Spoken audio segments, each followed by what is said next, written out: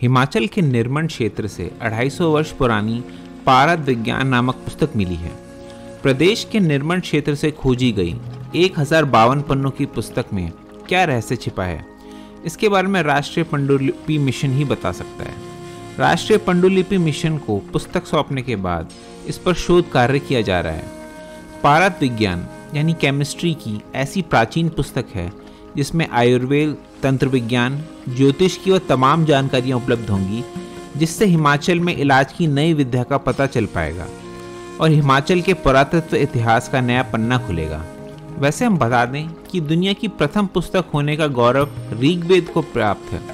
भारत में अध्यात्म और रहस्य ज्ञान की खोज ऋग्वेद काल से ही हो रही है, जिसके चलते यहाँ ऐसे संत, दार्शनिक और लेखक हुए हैं जिनके लिखे हुए का तोड़ दुनिया में कहीं और नहीं मिलेगा।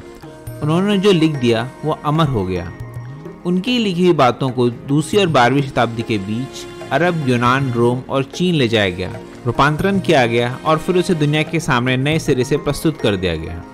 हिंदी महाकाव्य में पृथ्वीराज रासो, पद्मावत, रामचरितमानस, रामचंद्रिका, साकेत, प्रिय प्रवास, कृष्णायन, कामयानी जैसे आदि महान ग्रंथ लिखे गए हैं, लेकिन आज हम इन महाकाव्यों की बात नहीं करेंगे।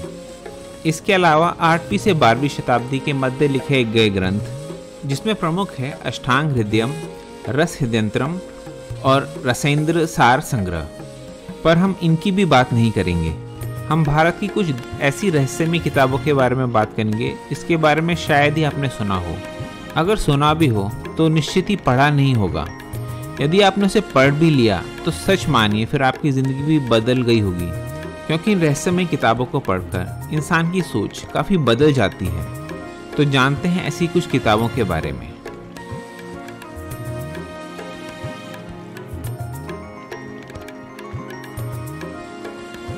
उपनिषद शब्द का साधारण अर्थ है पास बैठना, शिष्य का गुरु के पास बैठना। उपनिषद में ऋषि और शिष्य के बीच बहुत सुंदर और गूढ़ संवाद है जो पाठक को वेद के मर्म तक पहुंचाता है। ये वैदिक वैमनस्य के अभिन्न अंक हैं। ये संस्कृत में लिखे गए हैं। इनकी संख्या लगभग 108 है, किंतु मुख्य उपनिषद केवल 13 हैं। हर एक उपनिषद किसी न किसी वेद से जुड़ा हुआ है। ब्रह्मा, जीव और जगत का ज्ञान पाना इन उपनिषदों की मूल शिक्षा है। भारत की सारी दार्शनिक चिंता का मूल स्रोत उपनिषद साहित्य ही है। उपनिषदों के तत्व ज्ञान और कर्तव्य शास्त्र का प्रभाव भारतीय दर्शन के अतिरिक्त धर्म और संस्कृति पर भी परिलक्षित होता है। उपनिषदों का महत्व उनकी रोचक शैली के कारण भी है। कई सुंदर रूपक उपनिषदों में मिलते हैं। उपनिषदों को वेदांत भी कहा गया है। 17वीं शताब्दी में मुगल राजा दारा शिकोह ने अनेक उपनिषदों का फारसी में अनुवाद कराया था। 19वीं सदी में जर्मन शोपेनहावर ने भी इन ग्रंथों का अनुवाद किया है। ये भारतीय आध्यात्मिक दर्शन के स्रोत हैं। ये ब्रह्म विद्या हैं, जिज्ञासाओं के ऋषियों द्वारा खोजे गए उत्तर हैं।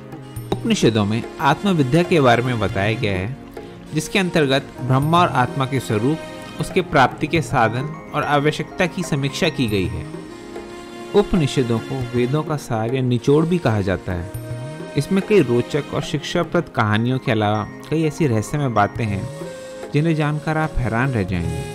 उपनिषद काल से पहले वैदिक युग था। वैदिक युग में सांसारिक आनंद एवं उपभोग का युग था। मानव मन की निश्चिंतता, पवित्रता, भावुकता, भोलेपन व निष्पापता का युग था। जीवन को संपूर्ण अल्हड़पन से जीना ही उस काल के लोगों का प्रिय व श्रेय था। कुल मिलाकर वैदिक काल के लोगों का जीवन प्रफुल्लित, सुखांक्षी, आशावादी और जिजीविषापूर्ण था। उसमें विषाद, पाप या कष्टमय जीवन के विचार की छाया नहीं थी। नरक व उससे मिलने वाली यातनाओं की कल्पना तक नहीं की गई थी।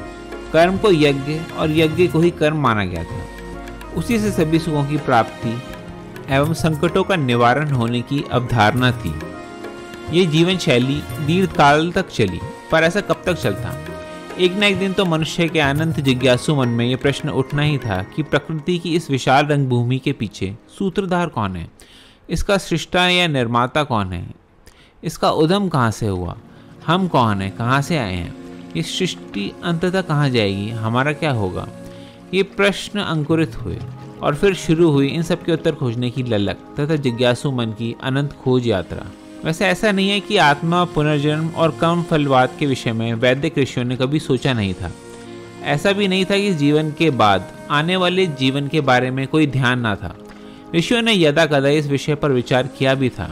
इसके बीच वेदों में यत्र तत्र मिलते हैं, परंतु ये केवल विचार मात्र थे, कोई चिंता या भय नहीं। आत्मा शरीर से भिन्न तत्व है और इस जीवन की समाप्ति के बाद वह परलोक चली जाती है। इस सिद्धांत का आभास वैदिक ऋचाओं में अवश्य मिलता है, परंतु संसार में आत्मा का आवागमन क्यों होता है, इस खोज में वैदिक ऋषि प्रवृत्त नहीं हुए। रामधारी सिंह दिनकर के अनुसार अपनी समस्त सीमाओं के साथ सांसारिक जीवन ही वैदिक ऋषियों का प्रेय था। प्रेय को छोड़कर श्रेय की ओर बढ़ने की आतुरता उपनिषदों के समय जगी, जब मोक्ष के सामने गृहस्थ जीवन निस्सार हो गया एवं जब लोग जीवन से आनंद लेने के बजाय उसे पीठ फेरकर संन्यास लेने लगे। हाँ, ये भी हुआ कि वैदिक ऋषि जहाँ ये पूछकर शांत हो जाते थे कि सृष्टि किसने बनाई और कौन देवता है जिसकी हम उपासना करें, वहाँ उपनिषदों के ऋषियों ने सृष्टि बनाने वाले के संबंध में कुछ सिद्धांतों का निश्चयन कर दिया और उस सत्य का भी पता पा लिया जो पूजा और उपासना का वस्तुतः अधिकारी है। उपनिषद उस काल के घोतक हैं जब विभिन्न वर्णों का उदय हो रहा था और कबीलों को संगठित करके राज्यों का निर्माण किया जा रहा था। राज्य के निर्माण में क्षत्रियों ने प्रमुख भूमिका अदा की थी। हालांकि उन्हें इस काम में ब्राह्मणों का भी समर्थन प्राप्त था। वेद का वह भाग जिसमें विशुद्ध रीति से आध्यात्मिक चिंता को ही प्रधानता दी गई है और फल संबंधी कर्मों को शिथिल करना सुझाया गया है, उपनिषद कहलाता है। वेद का यह भाग उसकी सभी शाखाओं में है, परंतु यह बात स्पष्ट रूप से समझ लेनी चाहिए कि वर्तमान में उपनिषद संज्ञा के नाम से जितने ग्रंथ उपलब्ध हैं, उनमें से कुछ उपनिषदों को छोड़कर बाकी के सभी उपनिषद भाग में उपलब्ध हों, ऐसी बात नहीं है। शाखागत उपनिषदों में से कुछ अंश को सामयिक, सामाजिक और व्यक्तिक आवश्यकता के आधार पर उपनिषद संज्ञा दे दी गई है, इसलिए इनकी संख्या एवं उपलब्धियों में विविधता मिलती है। भारत का प्रसिद्ध आदर्श वाक्य सत्यमेव जयते मुंडोपनिषद से लिया गया है। वेदों में जो उपनिषद भाग हैं वे अपनी शाखाओं में सर्वथा शून्य हैं। उनको तथा उनकी शाखाओं के नाम से जो उपनिषद संज्ञा के ग्रंथ उपलब्ध हैं, दोनों को एक नहीं समझना चाहिए। उपलब्ध उपनिषद ग्रंथों की संख्या में से ईशादी 10 उपनिषद तो सर्वमान्य हैं। इसके अतिरिक्त 5 और उपनिषद जिन पर आचार्यों की टीकाएं तथा प्रमाण उदाहरण मिलते हैं सर्वसम्मत कहे जाते हैं। इन 15 के अतिरिक्त जो उपनिषद उपलब्ध हैं उनकी शब्दगत ओजस्विता और प्रतिपादन शैली आदि की विभिन्नता होने पर भी ये अवश्य कहा जा सकता है कि इनका प्रतिपाद ब्रह्म या आत्म तत्व निश्चय पूर्वक और पुरुष नित्य स्वतः प्रमाण वेद शब्द राशि से संबद्ध है। उपनिषदों की कुल संख्या तो 108 है। प्रमुख उपनिषद हैं ईश, केन, कट, मांडुक्य, तैत्तिर्य, ऐतरेय, छांदोग्य, श्वेताश्वतर, ब्रह्मदारण्यक, कौशितकी, मुंडक, प्रश्न, मैत्रेयी। लेकिन शंकराचार्य ने जिन 10 उपनिषदों पर अपना भाष्य लिखा है उनको प्रामाणिक माना गया है। ये हैं ईश, केन, मांडुक्य, मुंडक, तैत्तिर्य, ऐतरेय, प्रश्न, छांदोग्य और ब्रह्मदारण्यक उपनिषद। इसके अतिरिक्त श्वेताश्वतर और कौशितकी उपनिषद भी महत्वपूर्ण हैं। कई प्रसिद्ध भारतीयों ने भी उपनिषदों के बारे में काफ़ी कुछ कहा है। जैसे स्वामी विवेकानंद ने कहा, मैं उपनिषदों को पढ़ता हूँ तो मेरे आंसू बहने लगते हैं। ये कितना महान ज्ञान है। हमारे लिए ये आवश्यक है कि उपनिषदों में तेजस्विता को अपने जीवन में विशेष रूप से धारण करें। हमें शक्ति चाहिए, शक्ति के बिना काम नहीं चलेगा। ये शक्ति कहाँ से प्राप्त हो? उपनिषदें ही एक शक्ति की खाने हैं। उनमें ऐसी शक्ति भरी पड़ी है जो संपूर्ण विश्व को बल, शौर्य एवं नवजीवन प्रदान कर सके। उपनिषदें किसी भी देश, जाति, मत व संप्रदाय का भेद किए बिना हर दीन, दुर्बल, दुखी और दलित प्राणी को पुकार पुकार कर कहती हैं, उठो, अपने पैरों पर खड़े हो जाओ और बंधनों को काट डालो। शारीरिक स्वाधीनता, मानसिक स्वाधीनता, आध्यात्मिक स्वाधीनता, यही उपनिषदों का मूल मंत्र है। कवि रविंद्रनाथ टैगोर ने भी कहा है कि चक्षु संपन्न व्यक्ति देखेंगे कि भारत का ब्रह्म ज्ञान समस्त पृथ्वी का धर्म बनने लगा है। प्रातःकालीन सूर्य की अरुणिम किरणों से पूर्व दिशा आलोकित होने लगी है, परंतु जब वह सूर्य मध्य गगन में प्रकाशित होगा तब उस समय अपनी दीप्ति से समग्र भूमंडल दीप्तिमय हो उठेगा। सर्वपल्ली राधाकृष्णन ने कहा, उपनिषदों को जो भी मूल संस्कृत में पढ़ता है वह मानव आत्मा और परम सत्य के गुण और पवित्र संबंधों को उजागर करने वाले उनके बहुत के उद्धारों के उत्कर्ष, काव्य और प्रबल सम्मोहन से मुग्ध हो जाता है और उसमें बहने लगता है। इसके अलावा संत विनोबा भावे ने भी उपनिषदों की महिमा अनेकों में गाई है। हिमालय जैसा पर्वत और उपनिषद जैसी कोई पुस्तक नहीं है, परंतु उपनिषद कोई साधारण पुस्तक नहीं है, वह एक दर्शन है। यद्यपि उस दर्शन को शब्दों में अंकित करने का प्रयत्न किया गया है, तथापि शब्दों के कदम लड़खड़ा गए हैं, केवल निष्ठा के चिन्ह उभरे हैं। उस निष्ठा के शब्दों की सहायता से हृदय में भरकर शब्दों को दूर हटाकर अनुभव किया जाए, तभी उपनिषदों का बोध हो सकता है। मेरे जीवन में गीता ने माँ का स्थान लिया है। वह स्थान तो उसी का है, लेकिन मैं जानता हूँ कि उपनिषद मेरी माँ की भी है। उसी श्रद्धा से मेरा उपनिषदों का मनन, निधिध्यासन पिछले 32 वर्षों से चल रहा है। लेकिन केवल भारतीय जिज्ञासुओं की ध्यान ही उपनिषदों की ओर नहीं गया है। अनेक पश्चिम विद्वानों को भी उपनिषदों को पढ़ने और समझने का अवसर प्राप्त हुआ है, तभी वह इन उपनिषदों में छिपे ज्ञान के उदात्त स्वरूप से प्रभावित हुए हैं। इन उपनिषदों की सम्मत विचारधारा, उदात्त चिंतन, धार्मिक अनुभूति तथा आध्यात्मिक जगत की रहस्यमयी गूढ़ अभिव्यक्तियों से वे चमत्कृत होते रहते हैं और मुक्त कंठ से इनकी प्रशंसा करते हैं। अरब देश के विद्वान अल-बरूनी ने कहा है, उपनिषदों की सार स्वरूप गीता भारतीय ज्ञान की महानतम रचना है। दारा शिकोह ने भी कहा है, मैंने कुरान, तौरात, जुबर आदि ग्रंथ पढ़े हैं। उनमें ईश्वर संबंधी जो वर्णन है उसमें मन की प्यास नहीं बुझी। तब हिंदुओं की ईश्वरीय पुस्तकें पढ़ी। इनमें से उपनिषदों का ज्ञान ऐसा है जिससे आत्मा को शाश्वत शांति तथा आनंद की प्राप्ति होती है। हज़रत नबी ने भी एक आयत में इन्हीं प्राचीन रहस्यमय पुस्तकों के संबंध में संकेत किया है। जर्मन फिलोसोफर आर्थन शोपेनहावर ने भी कहा है कि मेरा दार्शनिक मत उपनिषदों के मूल तत्वों के द्वारा विशेष रूप से प्रभावित है। मैं समझता हूँ कि उपनिषदों के द्वारा वैदिक साहित्य के साथ परिचय होना वर्तमान शताब्दी का सबसे बड़ा लाभ है, जो इससे पहले किसी भी शताब्दी को प्राप्त नहीं हुआ। मुझे आशा है कि 14वीं शताब्दी में ग्रीक साहित्य के पुनर्जागरण से यूरोपीय साहित्य की जो उन्नति हुई थी, उसमें संस्कृत साहित्य का प्रभाव उसकी अपेक्षा कम फल देने वाला नहीं था। यदि पाठक प्राचीन भारतीय ज्ञान में दीक्षित हो सकें और गंभीर उदारता के साथ उसे ग्रहण कर सकें, तो मैं जो कुछ भी कहना चाहता हूँ उसे वे अच्छी तरह से समझ सकेंगे। उपनिषदों में सर्वत्र कितनी सुंदरता के साथ वेदों के भाव प्रकाशित हैं। जो कोई भी उपनिषदों के फारसी लैटिन अनुवाद का ध्यानपूर्वक अध्ययन करेगा, वह उपनिषदों की अनुपम भावधारा से निश्चित रूप से परिचित होगा। प्रत्येक वाक्य से अत्यंत गंभीर भावों का समूह और विचारों का आवेग प्रकट होता चला जाता है। संपूर्ण ग्रंथ अत्यंत उच्च, पवित्र और एकांतिक अनुभूतियों से ओतप्रोत है। उन्होंने आगे भी कहा, भारत में हमारे धर्म की जड़ें कभी नहीं गड़ेंगी। मानव जाति की पौराणिक प्रज्ञा गैलीलियो की घटनाओं से कभी निराकृत नहीं होगी, वरन भारतीय ज्ञान की धारा यूरोप में प्रभावित होगी तथा हमारे ज्ञान और विचारों में आमूल परिवर्तन ला देगी। उपनिषदों के प्रत्येक वाक्य से गहन, मौलिक और उदात्त विचार प्रस्फुटित होते हैं और सभी कुछ एक विचित्र, उच्च, पवित्र और एकाग्र भावना से अनुप्राणित होते हैं। समस्त संसार में उपनिषदों जैसा कल्याणकारी व आत्मा को उन्नत करने वाला कोई दूसरा ग्रंथ नहीं है। ये सर्वोच्च प्रतिभा के पुष्प हैं। देर सवेरे लोगों की आस्था के आधार बनकर रहेंगे। शोपेनहावर के उपरांत अनेक पाश्चात्य विद्वानों ने उपनिषदों पर गहन विचार किया और उनकी महिमा को गाया। जर्मन फिलोजिस्ट मैक्स मुलर ने कहा है कि मृत्यु के भय से बचने, मृत्यु के लिए पूरी तैयारी करने और सत्य को जानने के इच्छुक जिज्ञासुओं के लिए उपनिषदों के अतिरिक्त कोई अन्य मार्ग मेरी दृष्टि में नहीं है। उपनिषदों के ज्ञान से मुझे अपने जीवन के उत्कर्ष में भारी सहायता मिली है।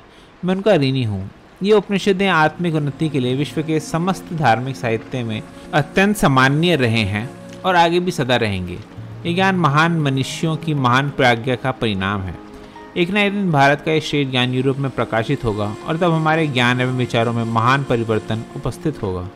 स्कॉटिश फिलोसोफर डेविड ह्यूम ने भी कहा है, सुकरात, अरस्तु आदि कितने ही दार्शनिक के ग्रंथ मैंने ध्यानपूर्वक पढ़े हैं, परंतु जैसी शांति में विद्या मैंने उपनिषदों में पाई है वैसी और कहीं देखने को नहीं मिली। अब देख लेते हैं कि किस वेद के कितने उपनिषद हैं। ऋग्वेद के 10 उपनिषद हैं, शुक्ल यजुर्वेद के 19 उपनिषद, कृष्ण यजुर्वेद के 32 उपनिषद, सामवेद के 16 उपनिषद, और अथर्ववेद के 31 उपनिषद हैं। मुक्तिकोपनिषद में चारों वेदों की शाखाओं की संख्या भी दी है और प्रत्येक शाखा का एक एक उपनिषद होना बताया है। इस प्रकार चारों वेदों की अनेक शाखाएं हैं और उन शाखाओं की उपनिषदें भी अनेक हैं। विद्वानों ने ऋग्वेद की 21 शाखाएं, यजुर्वेद की 109 शाखाएं, सामवेद की 1000 शाखाएं तथा अथर्ववेद की 50,000 शाखाओं का उल्लेख किया है। इस दृष्टि से तो सभी वेदों की शाखाओं के अनुसार 1180 उपनिषद होनी चाहिए, परंतु प्राय 108 उपनिषदों का ही उल्लेख प्राप्त होता है। इनमें भी कुछ उपनिषद तो अत्यंत लघु हैं। अब अगर उपनिषदों के लिखे जाने समय के बारे में पढ़ें तो कई विद्वानों का एक मत नहीं है। कुछ उपनिषदों को वेदों की मूल संहिताओं का अंश माना गया है। ये सर्वाधिक प्राचीन है। कुछ उपनिषद ब्राह्मण और आरण्यक ग्रंथों के अंश स्वीकार किए गए हैं। इनका रचनाकाल संहिताओं के बाद का है। कुछ उपनिषद स्वतंत्र रूप से रचे गए हैं, वे सभी बाद में लिखे गए हैं। उपनिषदों के काल निर्णय के लिए मंत्रों को आधार बनाया गया है। उनमें भौगोलिक परिस्थितियों, सूर्यवंशी चंद्रवंशी राजाओं या ऋषियों के नाम और खगोलीय योग के विवरण आदि प्राप्त होते हैं। उनके द्वारा उपनिषदों के रचनाकाल की संभावना की अभिव्यक्ति की जाती है, परंतु इनसे रचनात्मक सटीक का निरूपण नहीं हो पाता, क्योंकि भौगोलिक परिस्थितियों में जिन नदियों आदि के नाम गिनाए जाते हैं उनके उद्भव का काल ही निश्चित नहीं है। इस प्रकार राजाओं और ऋषियों के एक जैसे कितने ही नाम बार बार ग्रंथों में प्रयोग किए जाते हैं। वे कब और किस युग में हुए, इसका सही आकलन ठीक प्रकार से नहीं हो पाता। जहाँ तक खगोलीय योगों के वर्णन का प्रश्न है, उसे भी कुछ सीमा तक ही सुनिश्चित माना जा सकता है।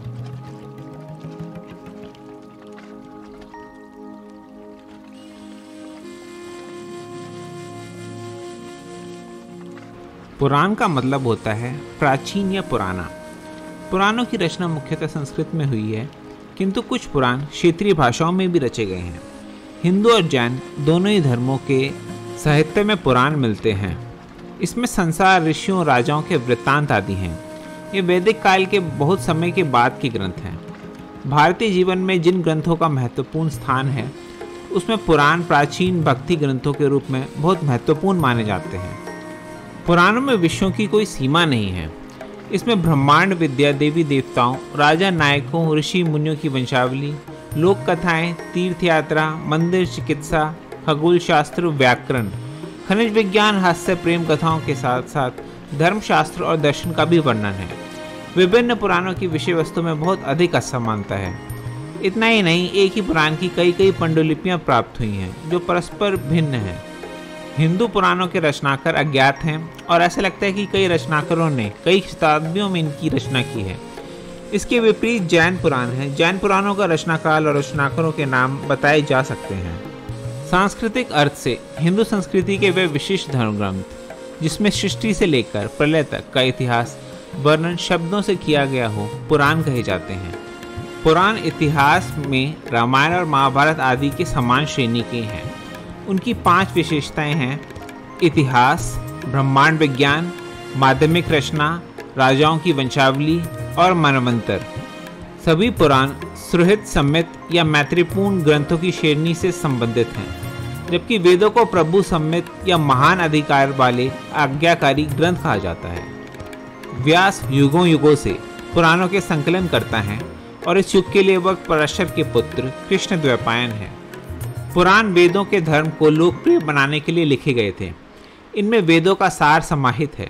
पुराणों का उद्देश्य ठोस उदाहरणों, मिथकों, कहानियों, किंवदंतियों, संतों, राजाओं और महापुरुषों के जीवन के रूपक और इतिहास के माध्यम से जनता के मन में वेदों की शिक्षाओं को प्रभावित करना और उनमें ईश्वर के प्रति भक्ति पैदा करना था। महान ऐतिहासिक घटनाओं का ऋषियों ने इन चीज़ों का उपयोग धर्म के शाश्वत सिद्धांतों को दर्शाने के लिए किया। पुराण विद्वानों के लिए नहीं, बल्कि सामान्य लोगों के लिए थे, जो उच्च दर्शन को नहीं समझ सकते थे और जो वेदों का अध्ययन नहीं कर सकते थे। दर्शन या दर्शन शास्त्र के विद्यालय बहुत कठोर होते थे। वे केवल कुछ विद्वान लोगों के लिए होते थे। पुराणों के माध्यम से बहुत ही आसान और रोचक तरीके से धर्म की शिक्षा दी जाती थी। आज भी पुराण बहुत लोकप्रिय हैं। पुराणों में सुदूर काल का इतिहास समाहित है। वे ब्रह्मांड के उन क्षेत्रों का भी विवरण देते हैं जो सामान्य भौतिक आंखों से दिखाई नहीं देते। वे पढ़ने में बहुत दिलचस्प हैं और सभी प्रकार की जानकारी से भरपूर है। बच्चे अपनी दादी नानी से कहानियाँ सुनते हैं, पंडित और पुरोहित मंदिरों, नदियों, तटों और अन्य महत्वपूर्ण स्थानों पर कथाएं या धार्मिक प्रवचन आयोजित करते हैं। किसान, मजदूर और बाजार के लोग कहानियां सुनते हैं। माना जाता है कि सृष्टि के रचनाकर्ता ब्रह्मा जी ने सर्वप्रथम जिस प्राचीनतम धर्म ग्रंथ की रचना की उसे पुराण के नाम से जाना जाता है। पुराण मनुष्य के कर्मों का विश्लेषण कर उन्हें दुष्कर्म करने से रोकते हैं। वेदों की जटिल भाषा में कही गई कई बातों को पुराणों में सरल भाषा में समझाया गया है। पुराण साहित्य में अवतारवाद को प्रतिष्ठित किया गया है। निर्गुण निराकार की सत्ता को मानते हुए सगुण साकार की उपासना करना इन ग्रंथों का विषय है। पुराणों में अलग अलग देवी देवताओं को केंद्र में रखकर पाप पुण्य, धर्म अधर्म, कर्म अकर्म की कहानियां हैं। प्रेम, भक्ति, त्याग, सेवा, सहनशीलता ऐसे मानवीय गुण हैं जिनके अभाव में उन्नत समाज की कल्पना नहीं की जा सकती। पुराणों में देवी देवताओं के अनेक स्वरूपों को लेकर एक विस्तृत विवरण मिलता है। पुराणों में सत्य की प्रतिष्ठा के अतिरिक्त दुष्कर्म का विस्तृत चित्रण भी पुराणकारों ने किया है।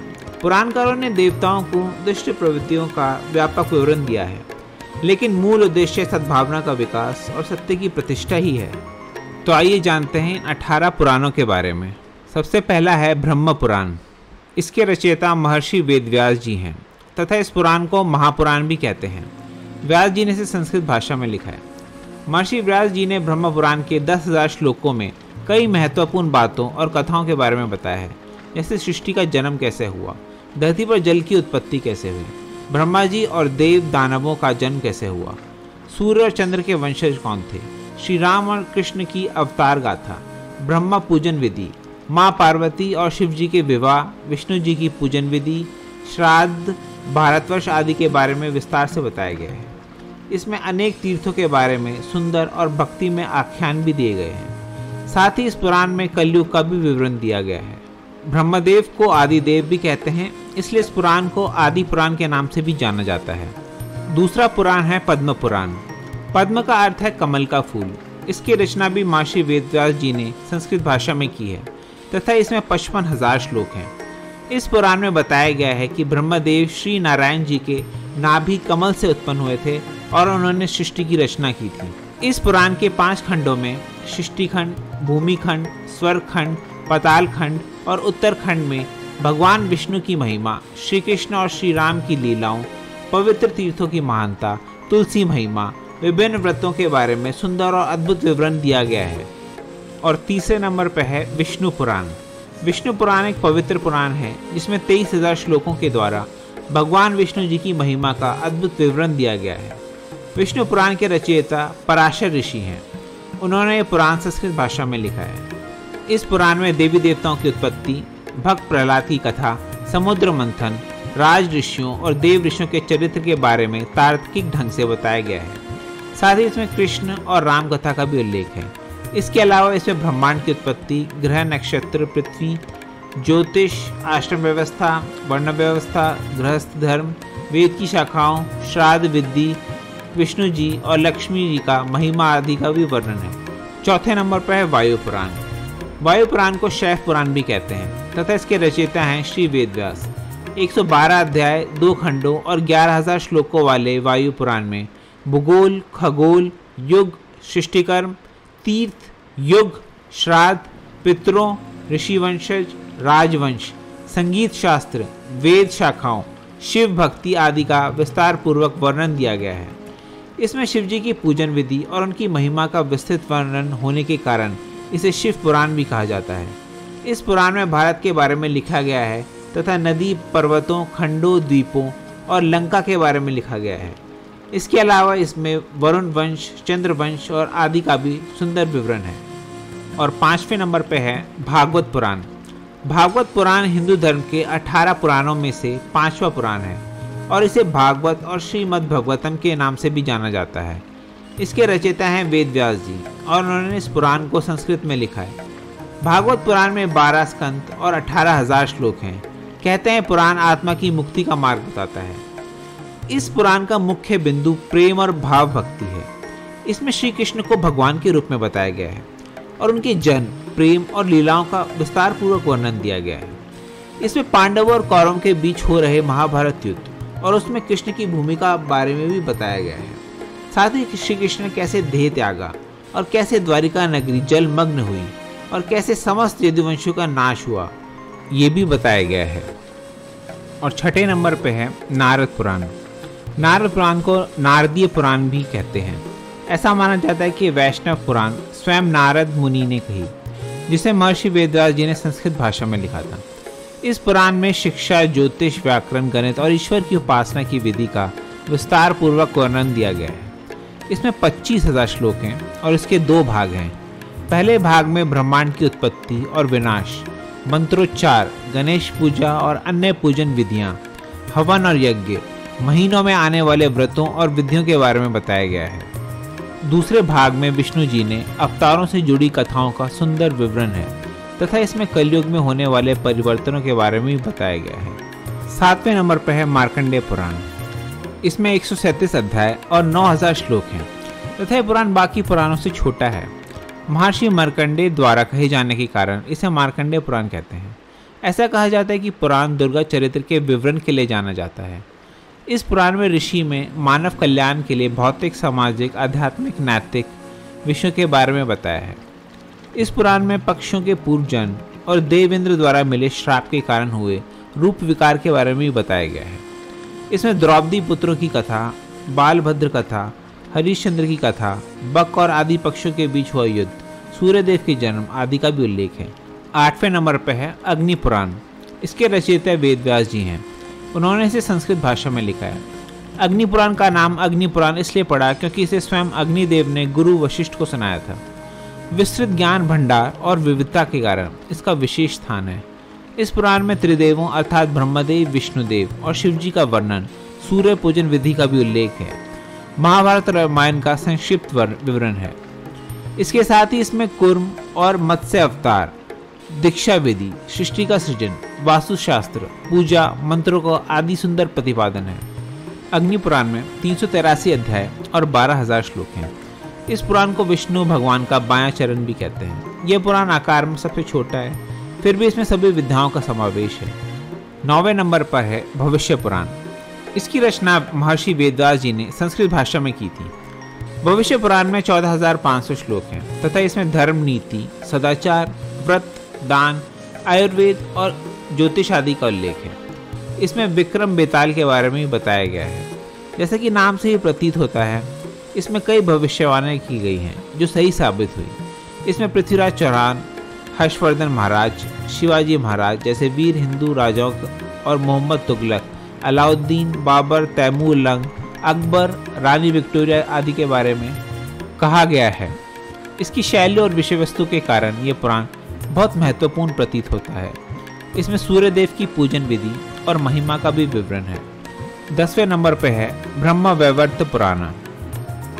इसके रचयिता भी वेदव्यास जी हैं। उन्होंने इसे संस्कृत भाषा में लिखा गया है। इसके 218 अध्याय और 18,000 श्लोक हैं। इसमें कई स्त्रोत और भक्तिपूर्ण आख्यान हैं।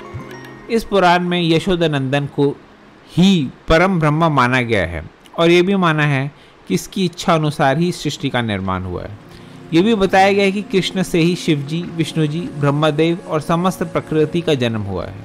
इस पुराण में धरती पर जीवों की उत्पत्ति कैसे हुई और कैसे सृष्टि के निर्माता ब्रह्मा जी ने धरती, जल और वायु में अनगिनत जीवों के जन्म और उनके लिए पालन पोषण की व्यवस्था की, इस बात का विस्तार पूर्वक वर्णन दिया है। इसमें श्री राम और श्री कृष्ण की लीलाओं और गणेश जी के जन्म कथा और उसकी लीला का भी वर्णन है। 11वें नंबर पर है लिंग पुराण। इसके रचयिता भी व्यास हैं। इसमें 11,000 श्लोकों में शिव महिमा का सुंदर चित्रण किया गया है। इसमें भोलेनाथ के 28 अवतारों के बारे में बताया गया है तथा इसमें रुद्रावतार और लिंगोद्भव की कथा भी विवरण है। इस पुराण में सृष्टि के कल्याण के लिए भोलेनाथ द्वारा ज्योतिर्लिंग के रूप में प्रकट होने की घटना का भी विवरण है। इसके अलावा इसमें उन व्रतों, शिव पूजन और यज्ञ का भी उल्लेख है जिस कारण से मुक्ति प्राप्त होती है। 12वें नंबर पर है वराह पुराण और इसके रचयिता महर्षि वेदव्यास हैं। इस पुराण में 270 अध्याय और 10,000 श्लोक हैं। इस पुराण में विष्णु जी के वराह अवतार का उल्लेख है।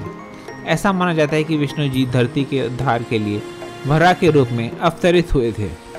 इसमें वराह कथा, व्रत, तीर्थ, दान, यज्ञ आदि का वर्णन है। इसमें श्री नारायण जी की पूजा विधि, माँ पार्वती और शिव जी की कथा, तीर्थों आदि को विस्तृत रूप में लिखा गया है। इसमें वराह देव के धर्मोपदेश, और ऋषियों एवं संतों को दान दीक्षा देने से होने वाले पुण्य का भी उल्लेख है। इसमें गणपति चरित्र, शक्ति महिमा, कार्तिकी चरित्र, त्रिशक्ति महात्म्य आदि का भी विवरण है तथा इसमें गोदान को बहुत महत्वपूर्ण बताया गया है और संस्कारों अनुष्ठानों की विधियों के बारे में भी बताया गया है। 13वें नंबर पर है स्कंद पुराण। इसकी रचना भी वेदव्यास जी ने संस्कृत भाषा में की थी। इस पुराण में शिव पुत्र कार्तिकेय, जिनका नाम स्कंद भी है, के बारे में बताया गया है। इस पुराण के 81,100 श्लोकों में अयोध्या, यमुना, बद्रिकाश्रम, द्वारका, जगन्नाथपुरी, कांची, कन्याकुमारी, काशी, रामेश्वर आदि तीर्थों की महिमा का सुंदर चित्रण है।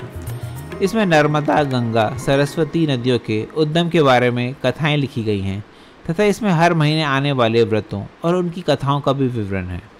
इसमें धर्म, योग, सदाचार, भक्ति और ज्ञान के बारे में सुंदर विवेचन किया गया है। इसमें कई महान संतों, शिव पार्वती विवाह, सतीत्व, तारकासुर वध और कार्तिकेय जन्म की कथा का मनोरम वर्णन है। और 14वें नंबर पे है वामन पुराण। इसके रचयिता भी वेदव्यास हैं। इस धार्मिक ग्रंथ में भगवान विष्णु के वामन अवतार के बारे में लिखा गया है। इसमें कुल 10,000 श्लोक हैं। इसमें शिवलिंग की पूजा विधि, शिव पार्वती विवाह, गणेश पूजन आदि के विषय में बताया गया है। इसके अलावा इसमें भगवती दुर्गा, नर नारायण देव और उनके परम भक्त जैसे भक्त प्रहलाद और श्री दामा के बारे में सुंदर आख्यान है। इसमें कई व्रतों, नियमों और स्रोतों का भी उल्लेख है। 15वें नंबर पे है कूर्म पुराण। इसके रचयिता भी वेदव्यास हैं। ये पुराण श्री हरि विष्णु द्वारा कथित है। इसमें पाप का नाश करने वाले व्रतों का उल्लेख है। इसमें कुल 18,000 श्लोक हैं, जिसमें 4 संहिताओं ब्राह्मी, भागवती, सौरी, वैष्णवी में बांटा गया है। इसमें विष्णु जी की दिव्य लीलाओं का खूबसूरत विवरण है। इसमें यदवंश, शिवलिंग की महिमा, वामन अवतार, वर्णोश्रम, धर्म आदि का सुंदर वर्णन है। इस पुराण में काल गणना, ब्रह्मदेव की आयु, गंगा और पृथ्वी की उत्पत्ति आदि के बारे में विस्तार से उल्लेख किया गया है तथा इसमें प्रलय काल का भी वर्णन है। 16वें नंबर पे है मत्स्य पुराण। इसके रचयिता भी वेदव्यास हैं। विष्णु जी ने अपने मत्स्य अवतार में सप्त ऋषियों और राजा वैश्वत मनु को जो उपदेश दिए थे, उसी पे पुराण आधारित है। इसमें कई व्रतों, दान, तीर्थों, यज्ञों की महिमा का उल्लेख है। इसमें मत्स्य व मनु के बीच हुए संवाद, जल प्रलय, तीर्थ यात्रा और राजधर्म, नर्मदा महात्म्य, काशी महात्म्य, प्रयाग महात्म्य, त्रिदेवों की महिमा और दान धर्म पर विशेष तौर पर लिखा गया है। इसमें नवग्रह, तीनों युगों, तारकासुर वध कथा, नरसिंह अवतार, सावित्री कथा के बारे में उल्लेख किया गया है। और 17वें नंबर पे है गरुड़ पुराण। इस पुराण के रचयिता भी वेदव्यास हैं। सनातन धर्म में व्यक्ति की मृत्यु के बाद इस पुराण के पाठ को पढ़ने का प्रावधान है तथा ऐसे करने से आत्मा को मुक्ति मिलती है। ऐसा माना जाता है कि गरुड़ पुराण पढ़ने से आत्मज्ञान होता है।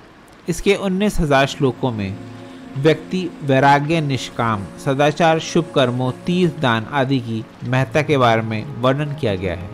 इसमें व्यक्ति की अंतिम यात्रा और उस दिन किए जाने वाले सभी कार्यों का विवरण है। मृत्यु के बाद क्या होता है और मनुष्य की आत्मा की दशा क्या होती है, सब वर्णित है। इसमें ज्योतिष, धर्मशास्त्र और योग का भी विवरण है। और अब आखिरी है ब्रह्मांड पुराण। इसके रचयिता भी वेदव्यास हैं। इसके 3 भाग, पूर्व, मध्य और उत्तर में 12,000 श्लोक हैं। ये आखिरी पुराण है, लेकिन वैज्ञानिक दृष्टि से महत्वपूर्ण है। इस पुराण को खगोल शास्त्र भी कहते हैं। इसमें समस्त ब्रह्मांड और ग्रहों का विस्तृत वर्णन है। इसमें चंद्रवंशी, सूर्यवंशी राजाओं के बारे में बताया गया है। जब से सृष्टि का जन्म हुआ है, तब से लेकर अब तक 7 काल बीत चुके हैं और इन सभी 7 कालों के बारे में ब्रह्मांड पुराण में वर्णित है। इसमें परशुराम कथा भी लिखी गई है। एक प्रश्न ये भी उठता है कि ये पुराण आखिर किसने बनाए। शिव पुराण के अंतर्गत रेवा महात्म्य में लिखा है कि 18 पुराणों के वक्ता व्यास हैं। यही बात जनसाधारण में प्रचलित है, पर मत्स्य पुराण में स्पष्ट लिखा है कि पहले पुराण एक ही था, उसी से 18 पुराण हुए। ब्रह्मांड पुराण में लिखा है कि वेदव्यास ने एक पुराण संहिता का संकलन किया था। इसके आगे की बात का पता विष्णु पुराण से लगता है। उसमें लिखा है कि व्यास का एक लोमहर्षण नाम का शिष्य था जो सूत्री जाति का था। व्यास जी ने अपनी पुराण संहिता उसी के हाथ में दी। लोमहर्षण के 6 शिष्य थे, सुमति, अग्निवर्चा, मित्रयु, शांशपायन, अकृत्यवर्ण और सावर्णी। इनमें से अकृत्यवर्ण, सावर्णी और शांशपायन ने लोमहर्षण से पड़ी हुई पुराण संहिता के आधार पर एक एक संहिता बनाई। वेदव्यास ने जिस प्रकार मंत्रों का संग्रहकार उनका संहिताओं में विभाग में किया, उसी प्रकार पुराण के नाम से चले आते हुए वृत्तों का संग्रह कर पुराण संहिता का संकलन किया। उसी एक संहिता को लेकर सूत के चेलों के तीनों और संहिताएं बनाई। इन्हीं संहिताओं के आधार पर 18 पुराण बने होंगे।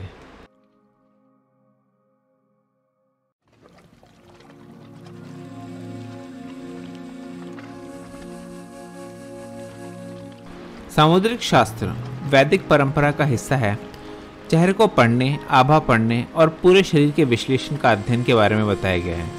सामुद्रिक शास्त्र एक संस्कृत शब्द है जिसका अनुवाद मोटे तौर पर शरीर की विशेषताओं का ज्ञान के रूप में किया जाता है। सामुद्रिक शास्त्र का नामकरण समुद्र ऋषि द्वारा इस ग्रंथ को प्रचारित करने के कारण किया गया। ऐसा माना जाता है कि समुद्र ऋषि का भविष्य कथन इतना सटीक निकलता था कि उनके उपरांत विद्वानों में समुद्र के वचन की साक्षी दी जाने लगी। अतः ज्योतिष आदि के ग्रंथों में श्लोकों के अंत में अपनी बात पर जोर देने हेतु समुद्र से वचनम यथा जैसे वाक्य प्रयोग होते हैं। दुर्भाग्यवश आज समुद्र ऋषि प्रणीत ग्रंथ अपने अविकल रूप में प्राप्त नहीं है। वराह मिहिर आदि आचार्यों ने समुद्र के नाम का उल्लेख यत्र तत्र किया है।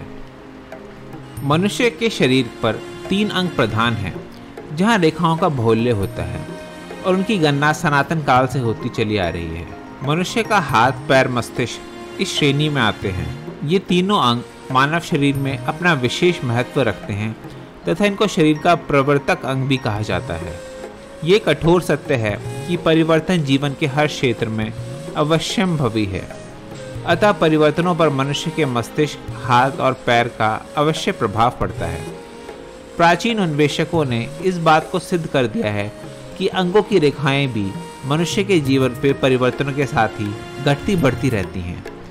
इसी सिद्धांत को लेकर हमारे ज्योतिषाचार्यों ने इस विद्या की आधारशिला रखी और वही आज तक चली आ रही है। जिस प्रकार औषधि विज्ञान के प्रवर्तकों ने विविध प्रकार की औषधियों को स्वयं उपयोग करके उनके दोष और गुणों का वर्णन किया है, उसी तरह इस विज्ञान के अन्वेषकों ने भी कर्म द्वारा रेखाओं को बदलकर पूर्ण खोज की है।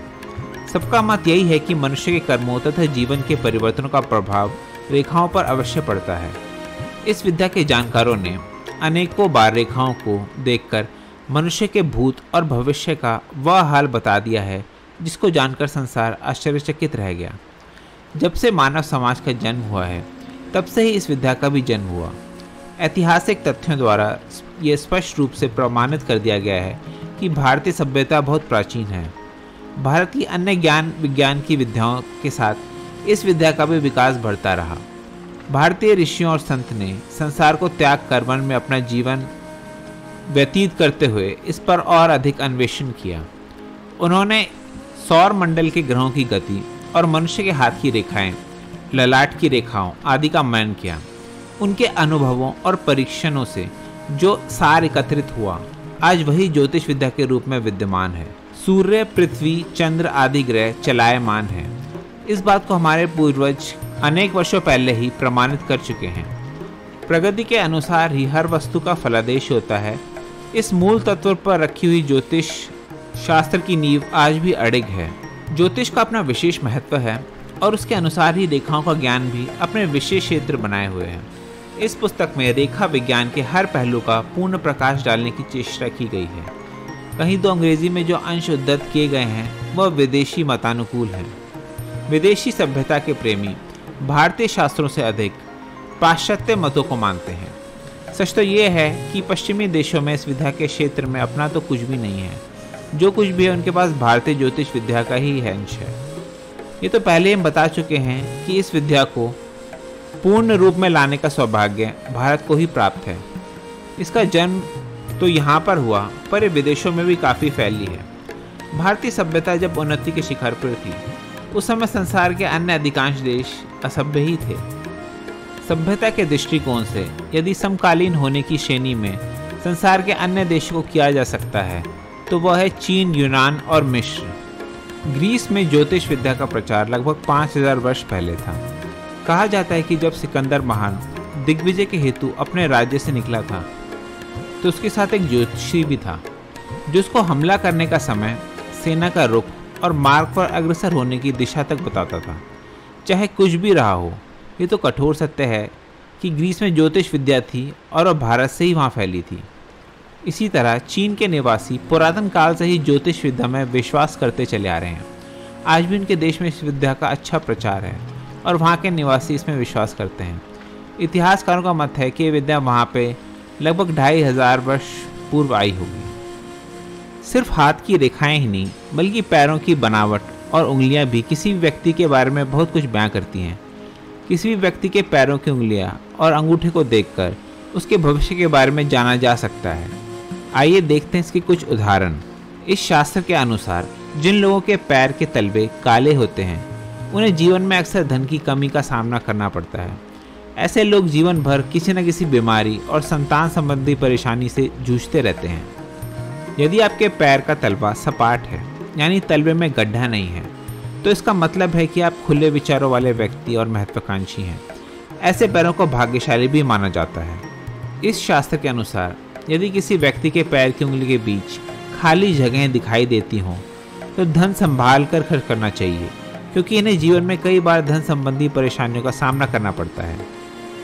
और जिन लोगों के पैर की उंगलियां अंगूठे से घटते हुए क्रम में रहती हैं वे लोग प्रभावशाली व्यक्तित्व के होते हैं।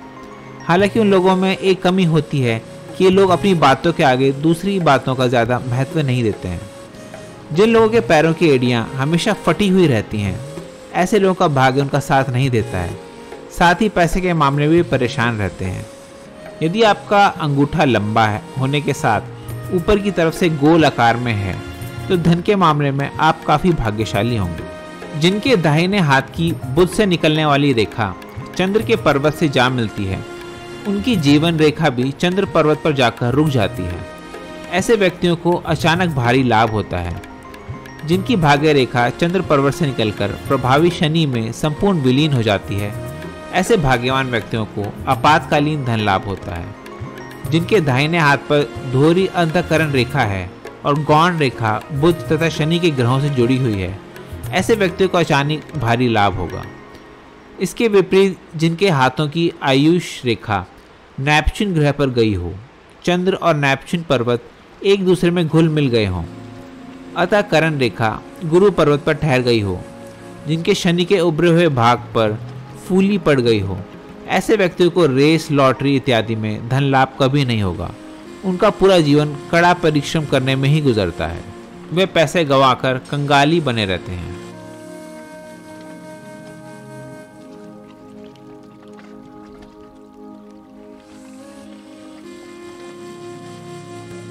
विज्ञान भैरव तंत्र कश्मीर शैव धर्म की कौल्त्रिक परंपरा का एक शैव तंत्र है। इसके लिखे जाने की तारीख स्थापित करना तो मुश्किल है, पर यह 7वीं से 8वीं शताब्दी ईस्वी के बीच किसी समय लिखा गया होगा। इसे अभिनव गुप्त द्वारा लिखित शिव ज्ञान उपनिषद भी कहा जाता है। ये 163 संस्कृत अनुशुभ छंदों में भैरव और भैरवी के बीच एक प्रवचन के रूप में तैयार किया गया है। ये संक्षेप में लगभग 112 तांत्रिक ध्यान विधियों या केंद्रीकरण तकनीकों को बहुत संक्षिप्त रूप में प्रस्तुत करता है। माना जाता है कि इन प्रथाओं से वास्तविकता की वास्तविक प्रकृति या चेतना की पहचान हो जाती है। इनमें सांस संबंधी जागरूकता, शरीर के विभिन्न केंद्रों पर एकाग्रता, गैर दोहरी जागरूकता, मंत्र, अभ्यास, दृश्य और चिंतन के कई प्रकार शामिल हैं जो इंद्रियों का उपयोग करते हैं। किसी भी अभ्यास में सफलता के लिए एक शर्त इस बात की स्पष्ट समझ है कि अभ्यासकर्ता के लिए कौन सी विधि सबसे उपयुक्त है। विज्ञान भैरव तंत्र का जगत बौद्धिक नहीं दार्शनिक है। सिद्धांत इसके लिए अर्थ नहीं रखता, ये उपाय की, विधि की चिंता करता है। तंत्र का शब्द का अर्थ ही है विधि, उपाय या मार्ग। तंत्र का अर्थ है विधि, इसलिए ये एक विज्ञान ग्रंथ है। विज्ञान क्योंकि नहीं कैसे की फिक्र करता है। दर्शन और विज्ञान में यही बुनियादी भेद है। दर्शन पूछता है ये अस्तित्व क्यों है, विज्ञान पूछता है ये अस्तित्व कैसे है। तंत्र विज्ञान है, दर्शन नहीं। दर्शन को समझना आसान है क्योंकि उसके लिए सिर्फ मस्तिष्क की जरूरत पड़ती है, लेकिन तंत्र को समझने के लिए बदलने की ज़रूरत होती है, क्योंकि तंत्र कोई बौद्धिक प्रस्तावना नहीं, एक अनुभव है। विज्ञान भैरव तंत्र देवी के प्रश्नों से शुरू होता है। देवी ऐसे प्रश्न पूछती है जो दार्शनिक मालूम होते हैं, लेकिन शिव उत्तर उसी ढंग से नहीं देते। देवी पूछती हैं, प्रभु आपको सत्य क्या है? शिव इस प्रश्न का उत्तर ना देकर उसके बदले में एक विधि देते हैं। अगर देवी इस विधि से गुजर जाएं, तो वे उत्तर पा जाएंगी, इसलिए उत्तर परोक्ष है, प्रत्यक्ष नहीं। शिव नहीं बताते कि मैं कौन हूँ, वे एक विधि भर बताते हैं। वे कहते हैं ये करो और तुम जान जाओगे। तंत्र के लिए करना ही जानना है। तुम एक प्रश्न पूछते हो और दर्शन एक उत्तर दे देता है। उससे तुम चाहे संतुष्ट होते हो या नहीं होते हो। यदि संतुष्ट हुए तो उस दर्शन के अनुयायी हो जाते हो, लेकिन तुम वही के वही रहते हो। और यदि संतुष्ट नहीं हुए तो दूसरे दर्शन की खोज में निकल चलते हो जिससे संतुष्टि मिल सके, लेकिन तुम वही के वही रहते हो, अछूते, अपरिवर्तित। इसलिए तंत्र समाधान नहीं देता, समाधान को उपलब्ध होने की विधि देता है। अगर तुम अंधे आदमी को प्रकाश के बारे में कुछ कहोगे तो वो कहना बौद्धिक होगा, और अगर अंधा स्वयं देखने में सक्षम हो जाता है तो वह अस्तित्वगत बात होगी। तंत्र अस्तित्वगत है इस अर्थ में। तंत्र के सभी ग्रंथ शिव और देवी के बीच संवाद हैं। देवी पूछती हैं, शिव जवाब देते हैं। सभी तंत्र ग्रंथ ऐसे ही शुरू होते हैं। क्यों? ये ढंग क्यों? ये बहुत अर्थपूर्ण है। ये संवाद किन्हीं गुरु और शिष्य के बीच संवाद नहीं है। ये संवाद घटित होता है दो प्रेमियों के बीच। तंत्र इसके द्वारा एक बहुत अर्थपूर्ण बात की खबर देता है, ये कि गहराई की शिक्षा तब तक नहीं दी जा सकती जब तक कि दोनों के शिष्य और गुरु के बीच प्रेम का संबंध ना हो। जब तक शिष्य गुरु का दूसरा अर्धांग नहीं बन जाता, ऊंचाई की शिक्षा, विधियों की शिक्षा नहीं दी जा सकती। तंत्र की एक निश्चित अवस्था है, ढंग है। उसका हर एक ग्रंथ देवी के प्रश्न और शिव के उत्तर से शुरू होता है। दलील के लिए उसमें जगह नहीं है, शब्दों का वह अपव्यय नहीं है। उसमें तथ्यों के सीधे साधे वक्तव्य हैं जो तारनुमा भाषा में संक्षिप्तम रूप में कहे गए हैं। उसमें किसी से मनवाने का आग्रह नहीं है, मात्र बताने की बात है। शिव के ये वचन अति संक्षिप्त हैं, सूत्र रूप में हैं, लेकिन शिव का प्रत्येक सूत्र एक वेद की, एक बाइबल की, एक कुरान की हैसियत का है। उनका एक अकेला वाक्य एक महान शास्त्र है, धर्म ग्रंथ का आधार बन सकता है। विज्ञान भैरव तंत्र का अर्थ ही है चेतना के पार जाने की विधि। विज्ञान का अर्थ है चेतना, भैरव का अर्थ है वह अवस्था जो चेतना से भी परे है, और तंत्र का अर्थ विधि है, चेतना के पार जाने की विधि। हम मूर्छित हैं, अचेतन हैं, इसलिए सारी धर्म देशना अचेतन के ऊपर बैठने की, चेतन होने की देशना है।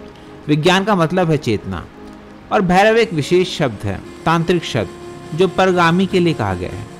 इसलिए शिव को भैरव कहते हैं और देवी को भैरवी, वे जो समस्त द्वैत के पार चले गए हैं। शिव के उत्तर में केवल विधियां हैं, सबसे पुरानी, सबसे प्राचीन विधियां, लेकिन हम उन्हें अत्याधुनिक भी कह सकते हैं क्योंकि उनमें कुछ भी जोड़ा नहीं जा सकता। वे पूर्ण है। 112 विधियां, उसमें सभी संभावनाओं का समावेश है। मन को शुद्ध करने, मन के अतिक्रमण के सभी उपाय उसमें समाये हुए हैं। और एक ग्रंथ विज्ञान भैरव तंत्र 5000 वर्ष पुराना है। उसमें कुछ भी नहीं जोड़ा जा सकता, कुछ जोड़ने की गुंजाइश ही नहीं है। ये सर्वांगीण है, संपूर्ण है और अंतिम है। ये सबसे प्राचीन है और साथ ही सबसे आधुनिक, सबसे नवीन। ध्यान की इन 112 विधियों से मन के रूपांतरण का पूरा विज्ञान निर्मित हुआ है। ये विधियाँ किसी धर्म की नहीं है। ये ठीक वैसे ही हिंदू नहीं है जैसे सापेक्षितवाद का सिद्धांत आइंस्टाइन के द्वारा प्रतिपादित होने के कारण यहूदी नहीं हो जाता। रेडियो टेलीविज़न ईसाई नहीं है। कोई नहीं कहता कि बिजली ईसाई है, क्योंकि ईसाई मस्तिष्क ने उसका आविष्कार किया है। विज्ञान किसी वर्ण या धर्म का नहीं है, और तंत्र विज्ञान है।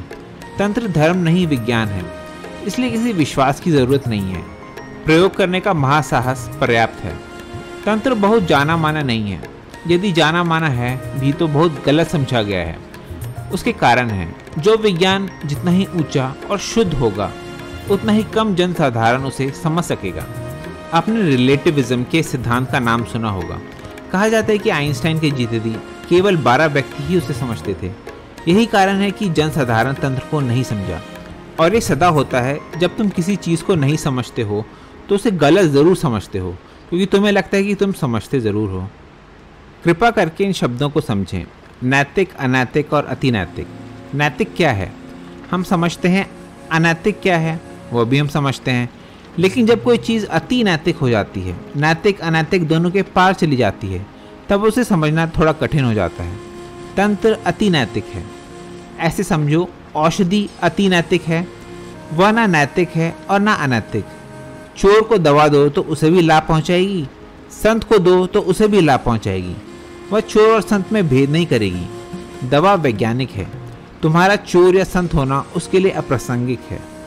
तंत्र कहता है तुम आदमी को बदलाहट की प्रामाणिक विधि के बिना नहीं बदल सकते। मात्र उपदेश से कुछ नहीं बदलता। पूरी जमीन पर यही हो रहा है। इतने उपदेश, इतनी नैतिक शिक्षा, इतने पुरोहित, इतने प्रचारक, पृथ्वी उससे पटी है और फिर सब कुछ इतना अनैतिक है, इतना कुरूप है। ऐसा क्यों हो रहा है? तंत्र तुम्हारी तथाकथित नैतिकता है, तुम्हारे सामाजिक रस्म रिवाज की चिंता नहीं करता। इसका यह अर्थ नहीं है कि तंत्र तुम्हें अनैतिक होने को कहता है। तंत्र जब तुम्हारी नैतिकता की ही इतनी कम फिक्र करता है तो वह अनैतिक होने को नहीं कह सकता। तंत्र तो वैज्ञानिक विधि बताता है कि चित्त को कैसे बदला जाए। ये 112 विधियाँ तुम्हारे लिए चमत्कारिक अनुभव बन सकती हैं। शिव ने विधियाँ प्रस्तावित की हैं, इसमें सभी संभव विधियाँ हैं। ये विधियाँ समस्त मानव जाति के लिए हैं और वे सभी युगों के लिए हैं जो गुजर गए हैं और जो आने वाले हैं। प्रत्येक ढंग के चित्त के लिए यहाँ गुंजाइश है। तंत्र में प्रत्येक किस्म के चित्त के लिए विधि है। कई विधियाँ हैं जिनके उपयुक्त मनुष्य अभी उपलब्ध नहीं हैं, वे भविष्य के लिए हैं। ऐसी विधियाँ भी हैं जिनके उपयुक्त लोग रहे ही नहीं, वे अतीत के लिए हैं। लेकिन डर मत जाना, अनेक विधियाँ हैं जो तुम्हारे लिए ही हैं।